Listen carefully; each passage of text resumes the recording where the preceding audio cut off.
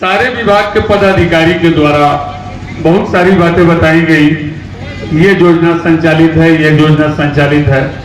कुछ हम जनप्रतिनिधियों की भी समस्याएं हैं। ग्रामीण आवास योजना, जब से हम लोग ये नए वाले सत्र में 21 से 26 का जनप्रतिनिधि चुनाव जीत कर आए हैं, तब से अभी तक ग्रामीण आवास योजना का या मुख्यमंत्री आवास योजना का कोई पोर्टल नहीं खुला है जिससे हम लोग लाभुकों का नाम जोड़ सकें। 2 वर्ष के अंदर कोई भी पोर्टल नहीं खुली है। 2 वर्ष का ग्रामीण आवास योजना का आवंटन नहीं आया है। 2021-22 का आवंटन आया है, जिसको हम लोगों चुनाव जीतने के बाद वितरित किए थे। इसके बाद 22-23, 23-24 का कोई आवंटन सरकार का अभी तक नहीं आई है। जो भी लाभुक उसके योग्य पात्र चयनित किए गए हैं, वो ऐसे ही अभी तक 2 साल से पड़े हुए हैं, जिनको लाभ नहीं दिया जा सका। दूसरी समस्या ये है, मुख्यमंत्री आवास योजना अभी पदाधिकारी महोदय के द्वारा बताया गया कि मुख्यमंत्री आवास योजना से लाभान्वित किया गया है। हमें तो नहीं लगता कि 2020 से मुख्यमंत्री आवास योजना का एक भी लाभुक इस जिले के अंदर किसी को मिला है। मुख्यमंत्री आवास योजना का कोई लाभुक काराकाट प्रखंड में तो एक भी नहीं है, अभी तो कोई मिला ही नहीं है। हम लोग जब से चुनाव जीत कर आए हैं तब से तो कोई पोर्टल ही नहीं खुला है। दूसरी चीज, मान्यवर, मैं ये जरूर हम लोग जनप्रतिनिधि की परेशानियां हैं। 15वीं वित्त आयोग की जीपीडीपी की जो हमारी योजनाएं लोड की जाती हैं, इस बात को हमने जिला में भी एक बार मीटिंग में रखा था। उसमें ऐसा कोई पंचायत नहीं है, जनसंख्या आधारित होता है। 55 लाख से लेकर 65 लाख के बीच में हम लोगों की योजनाएं लोड की जाती हैं, लेकिन राशि की आवंटन सिर्फ 7% ही की जाती है। 30 लाख से 35 लाख ही हमारे खाते में राशि आती है और 100% योजनाओं का क्रियान्वयन करना होता है। तो मान्यवर, 2021-22 से ही पीछे की योजनाएं लंबित चली आ रही, हम आगे का कार्य क्या करेंगे? ग्राम सभा में जो हम योजना लेते हैं उसका 60% ही राशि आता है, तो 40% तो हमारा क्रियान्वयन वैसे ही रह जाता है। दूसरी चीज, मुख्यमंत्री लोहिया स्वच्छ बिहार अभियान के तहत मुख्यमंत्री निश्चय योजना पार्ट 2 शुरू हुआ है। इसमें ग्राम पंचायत पे जबरन जोर डाला जा रहा है कि ठोस अवशिष्ट प्रबंधन में आपको 19 लाख रुपया अपलोड करना ही है।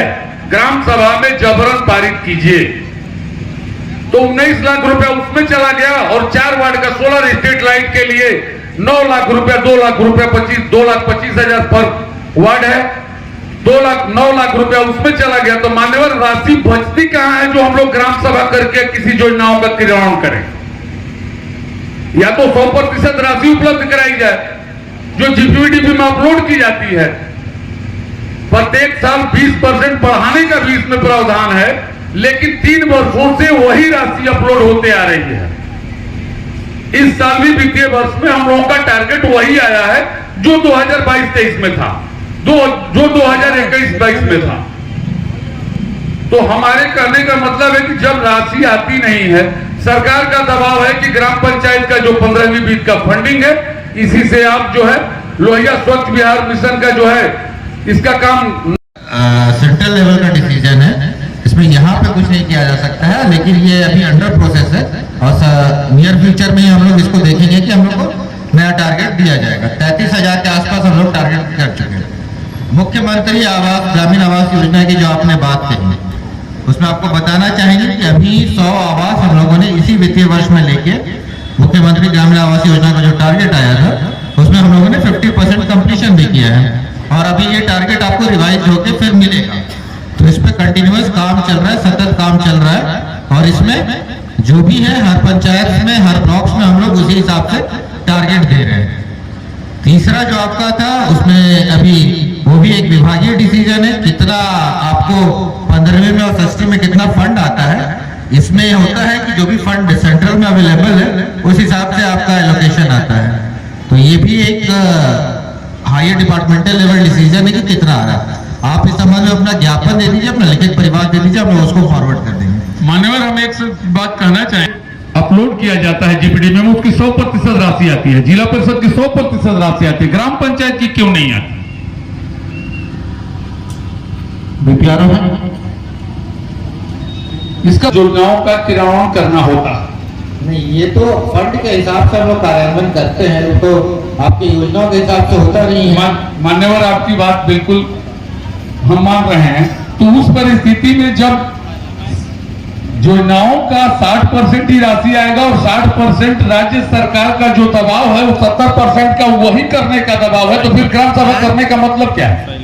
नहीं, राज्य सरकार का कोई दबाव नहीं है आपके ऊपर। राज्य सरकार का, आप लोग एक स्वायत्त बॉडी है, आप अपना इंडिपेंडेंट योजना लेने के लिए स्वतंत्र नहीं मान्यवर, अभी आपने ये भी कहा कि 100 आई थी मुख्यमंत्री आवास योजना, 229 पंचायत है, उसमें 100 क्या मायने रखता है?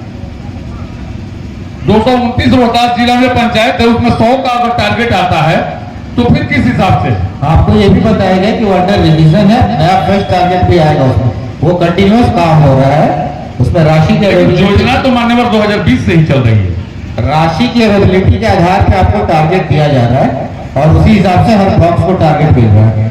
जहां तक LSBA की आपने बात कही थी, तो LSBA भी आपका टैक्स फंड के हिसाब से आप लोग काम करते हैं और उसमें कोई बाध्यता नहीं है, लेकिन अगर आप लेते हैं तो आप ही के समाज का और आप ही के पंचायत का वो कार्य है।